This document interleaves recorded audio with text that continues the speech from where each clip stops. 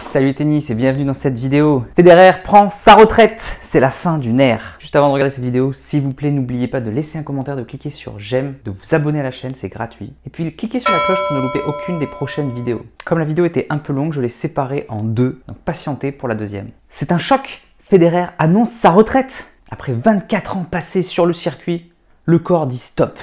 C'est un choc pour le monde du tennis bien sûr. À part les haters, tout le monde est très triste. On sait que Federer, Djokovic, Nadal, ce sont des icônes de ce sport qui ont permis de développer ce sport. Et du coup, quand ça s'arrête, c'est toujours triste. Donc l'ensemble du tennis est en deuil. En tout cas, voilà, à titre personnel, c'est le cas. J'ai aimé le tennis. J'ai acheté mon premier tennis magazine. Federer avait 17-18 ans. Les 2 premières années où j'ai regardé, j'étais fan de Roddick. C'était Roddick mon joueur préféré. J'étais pas encore fan de Federer. Roddick était 88e mondial. Et puis en 2-3 ans, j'ai découvert Federer. Ce qui est rigolo, c'est que je ne l'ai pas aimé tout de suite. Ses premiers matchs, je trouvais qu'il était un petit peu nonchalant. Qui jouait pas très bien, il faisait beaucoup de fautes. Et puis très vite, il s'est quand même imposé. Et ça m'a fait un choc quand Roddick a pris sa retraite. Très jeune finalement, il n'a pas réussi à progresser contrairement aux autres. Et maintenant, ça y est, il prend sa retraite. Toutes mes années tennis sont derrière. Maintenant, place à la jeunesse. Federer prend sa retraite. C'est très triste parce qu'un champion de sa trempe, on aurait aimé qu'il finisse sur un grand chelem. Serena Williams a fait l'US Open et c'était génial. Il y a eu tout, plein d'émotions. Sampras a fait le truc parfait, il est parti sur une victoire. Seul joueur à avoir réussi ça jusqu'à présent. Voilà, un truc de dingue. On aurait aimé que Federer fasse ça, gagner Wimbledon et prenne sa retraite. On s'était dit c'est quand même un beau rêve, au moins faire un grand chelem, au moins finir sur Wimbledon, même s'il perd. Et sur la balle de match où il est en train de pleurer, il salue. Ce ne sera pas le cas. Pour un champion de sa trempe, c'est très décevant, c'est très triste. Tout ça parce que le corps a dit stop, c'est encore plus triste.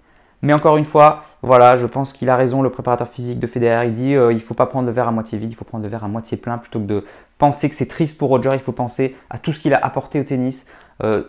Il a tout donné au tennis. Comme il le dit lui-même, le tennis l'a bien rendu. Mais en tout cas, voilà, il a donné énormément au tennis. Il a développé notre sport comme jamais. C'est lui qui a entretenu en fait le tennis pendant 20 ans. Donc on ne peut que être content, le remercier et avoir tous ces beaux souvenirs qui seront gravés à jamais en nous. Tous les joueurs y sont allés de son petit hommage, hein, bien sûr.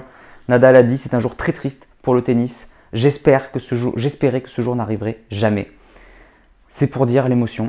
Djokovic aussi a annoncé voilà, qu'il était content d'avoir eu l'honneur et le privilège de rencontrer Roger, d'avoir joué avec lui une décennie de rivalité, comme il le dit. Et puis tout le monde y va de son hommage. De Serena Williams qui a dit je suis fan de toi depuis le début, tu m'as beaucoup inspiré. Bienvenue chez le clan des retraités. Del Potro. Tous les joueurs, il a inspiré tellement de joueurs, donc merci à Roger. D'ailleurs, j'ai mon deuxième membre du staff qui n'est pas là non plus, Fan. Je ne sais pas ce qui lui arrive, je crois que l'annonce de Federer l'a complètement chamboulé, il ne veut plus sortir de sa tanière.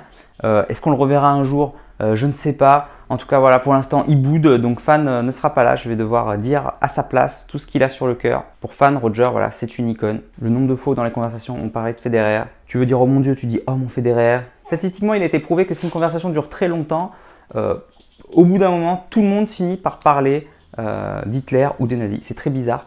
Et j'y crois pas du tout, hein, mais et bah, du coup, nous, on a dit, nous, en fait, dans toutes les conversations, il y a un moment où on parle de Federer.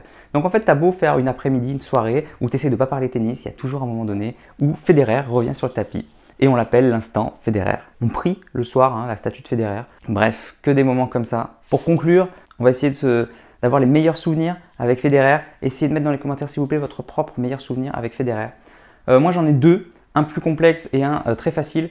Le plus facile, c'est Roland Garros 2009. Franchement, après 4 finales d'affilée perdues face à Nadal, je me suis dit Nadal va jamais perdre à Roland. Federer, le plus grand joueur de l'histoire, n'aura pas Roland Garros à son palmarès, ce qui est très triste, alors qu'il le domine, alors qu'il maîtrise tout. Si Nadal n'était pas là, il aurait gagné 4 fois Roland Garros, 5 fois Roland Garros. Et le mec n'aura pas Roland Garros à cause de ça. Le jour où il gagne Roland Garros, mais quelle émotion! Je me souviens parce que j'étais sur la route, donc j'ai pas pu voir le match. Et j'arrive, parce que je devais me faire opérer du genou, donc j'arrive à la clinique, et au moment où j'arrive à la clinique, j'arrive dans la chambre, vite, je mets la télé, et je mets en direct, et la chance que j'ai, c'est que c'était la balle de match. À ce moment-là, je crois que le dieu du tennis, Federer, m'a écouté, et j'ai pu voir la balle de match, donc j'ai pu pleurer d'émotion en direct, et c'était incroyable quand il a battu Soderling. Donc premier meilleur moment de souvenir, enfin premier meilleur souvenir. Et deuxième, moi c'est une anecdote que j'adore raconter, et en fait c'est génial, Quand j'étais petit, mon frère était fan de tennis, il enregistrait tous les matchs à la télé. Du coup, j'avais une centaine de cassettes VHS avec tous les matchs des anciens, Jimmy Connors et compagnie.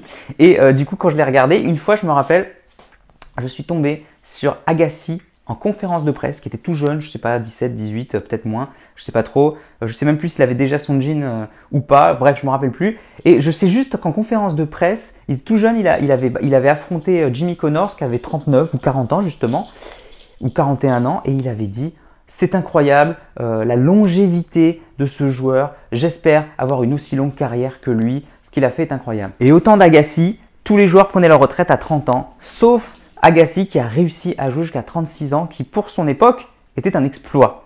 Et je me rappelle qu'en conférence de presse, il avait affronté Federer, il avait perdu.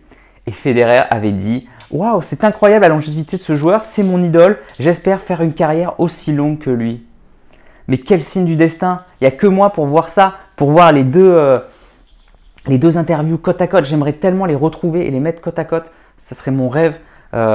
J'avais trouvé ça génial. Et du coup, Federer a fait sa longue carrière. Il a joué jusqu'à 41 ans, comme Jimmy Connors, comme Agassi. J'ai l'impression que le relais est passé. C'est monstrueux. Et la question que je me pose, c'est qui va être le prochain relais? Qui J'ai pas vu d'interview de joueurs qui disaient « Waouh, j'adore la longévité de Federer, j'aimerais avoir la même chose. » Qui pour prendre la relève? Serait-ce Alcaraz? Je l'espère. En tout cas, voilà, j'espère qu'il y a un joueur qui va réussir à faire ça, que le passage de relais va continuer. J'adore ces petits moments, ce petit clin d'œil. En termes de points, moi je vais donner juste mes deux meilleurs points, et après il y en a tellement des points. J'en ai même 3 qui me viennent à l'esprit. Moi j'adore face à Djokovic à l'US Open en demi-finale, quand il mène 30-0 et il fait un twinner gagnant en passing sur Djokovic, et ça lui donne 3 balles de match. Mais qu'est-ce que c'est plaisant de voir ce coup, le twinner gagnant sur Djokovic en plus en demi. Oh là là, c'est génial, j'adore ce point. Ah, c'est encore contre Djoko, pas de chance. Roland Garros 2011 où Federer court parce que Djokovic lui fait un lob et il fait pas un twinner cette fois, mais il se retourne et il la frappe de côté et il fait un passing. Il lève le doigt. Je crois que c'est le signe le plus distinctif de Roger à Roland, où il lève le doigt comme ça. C'est juste magique ce moment. Tout le monde s'en souvient. Il avait battu Djokovic qui était sur une série invaincu dans l'année. On pensait que Djokovic ne perdrait pas dans l'année. Et voilà. Et Federer le bat alors que c'était improbable. Quel match, quel point, un truc de dingue. Et le troisième point, ça fait mal, mais c'était la finale de Wimbledon 2008 face à Nadal. Quel monument, le plus grand match de l'histoire à mon sens, le plus beau match de tous les temps. Il est là, Roland Garros 2008, Wimbledon 2008 avec Nadal. Et Federer est complètement dominé, 4e set, il y a le tie-break, balle de match pour Nadal, ça sent pas bon. Nadal pilonne le revers comme à son habitude, service sur le revers, coup droit sur le revers, je me dis impossible, Federer va craquer. Nadal attaque sur le revers, monte au filet, c'est injouable. Roger est complètement dans les choux, balle de match pour Nadal. Roger sort en bout de course, un passing monstrueux en revers. Un point de malade. Et puis bien sûr, Roger gagne le set et on part pour un 5e set de légende.